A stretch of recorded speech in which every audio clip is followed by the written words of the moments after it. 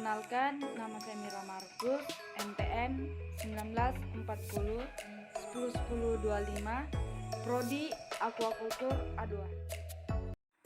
Baiklah, di sini saya akan menjelaskan pengertian fluida statis, yaitu fluida adalah zat yang dapat mengalir dan memberikan sedikit hambatan terhadap perubahan bentuk ketika ditekan.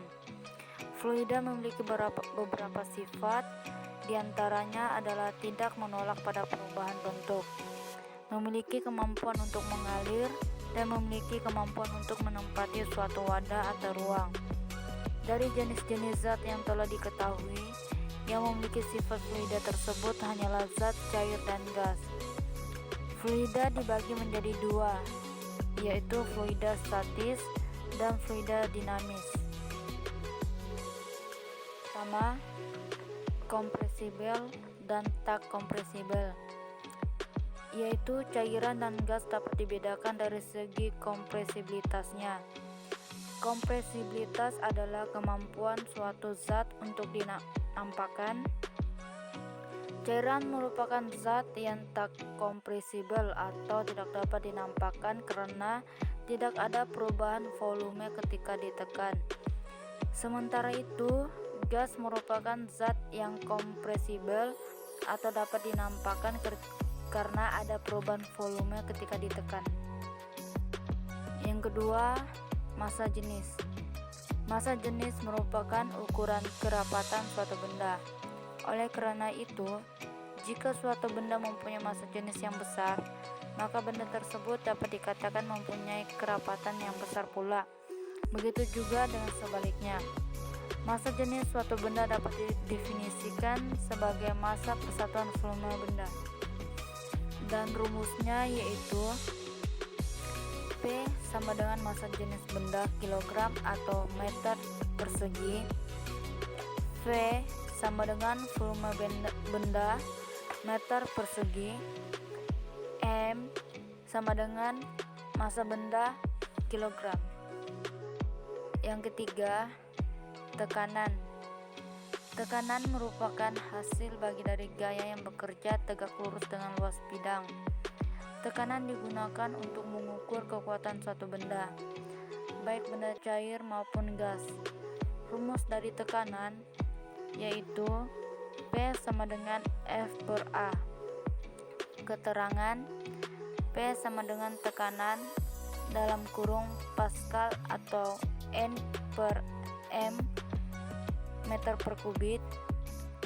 F sama dengan gaya yaitu Newton. A sama dengan luas benda meter per kubik. Yang keempat, tegangan permukaan, yaitu interaksi antar molekul-molekul pada permukaan zat cair menyebabkan munculnya tegangan permukaan. Permukaan zat cair cenderung dapat menegang. Hal ini yang dapat disebut dengan tegangan permukaan. Salah satu contoh dari tegangan permukaan adalah serangan yang dapat berjalan di atas permukaan air. Rumus dari tegangan permukaan yaitu Y sama dengan F per L. Keterangan Y sama dengan tegangan permukaan satuan M per M. F sama dengan gaya satuan Newton. L sama dengan panjang permukaan yaitu M.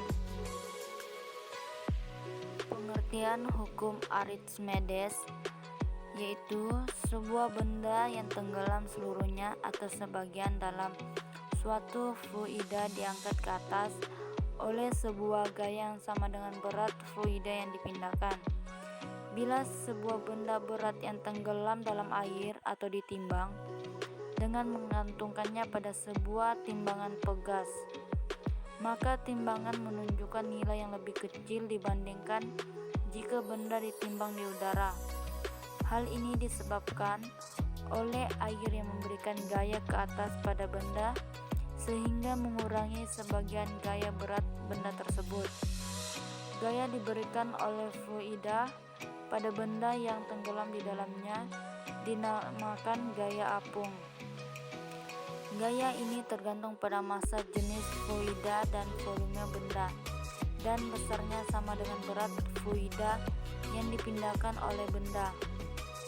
Menimbang berat benda yang tenggelam di fluida, jika adalah massa jenis fluida, maka fluida yang dipindahkan oleh benda bervolume. Pengertian suhu dan kalor. Suhu adalah ukuran yang digunakan untuk menyatakan energi panas yang tersimpan dalam suatu benda. Alat yang digunakan untuk mengukur suhu adalah termometer. Sedangkan kalor adalah perpindahan energi panas dari suhu tinggi ke suhu yang lebih rendah.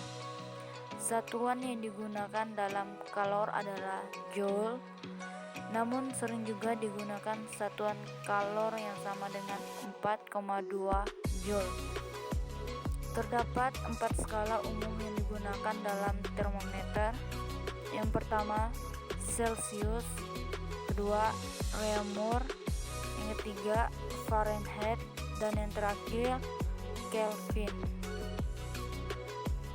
Macam-macam kalor.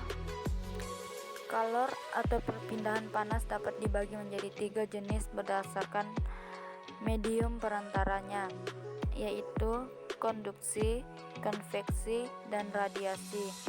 Yang pertama, konduksi merupakan perpindahan panas melalui zat padat tanpa disertai perpindahan partikel-partikel. Contoh, benda yang terbuat dari logam akan terasa panas jika ujungnya dipanaskan. Mentega yang dipanaskan di wajan akan meleleh karena panas. Knalpot akan menjadi panas saat mesin motor dihidupkan. Kedua, konveksi merupakan perpindahan panas melalui zat perantara atau medium yang disebabkan oleh pergerakan zat tersebut dan disertai perpindahan partikel-partikel. Konveksi dapat terjadi pada zat cair dan gas. Contoh, gerakan naik dan turun kacang, kedelai atau lainnya pada saat dipanaskan. Terjadinya angin darat, gerakan naik dan turun air ketika dipanaskan. Ketiga, radiasi merupakan perpindahan panas yang tidak membutuhkan zat perantara atau medium. Contoh, sinar matahari yang masuk ke bumi meskipun melalui ruang hampa, menetaskan telur menggunakan cahaya lampu. Pakaian akan kering ketika dijemur di bawah terik matahari. Suhu dan termometer. Terdapat 4 jenis skala umum yang biasa digunakan. Skala umum digunakan pada kehidupan sehari-hari adalah Celsius dan Fahrenheit. Sedangkan skala yang digunakan sebagai satuan internasional adalah Kelvin.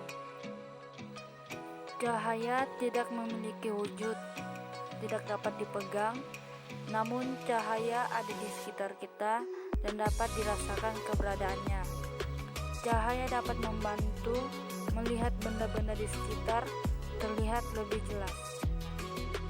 Pertama, sifat-sifat cahaya.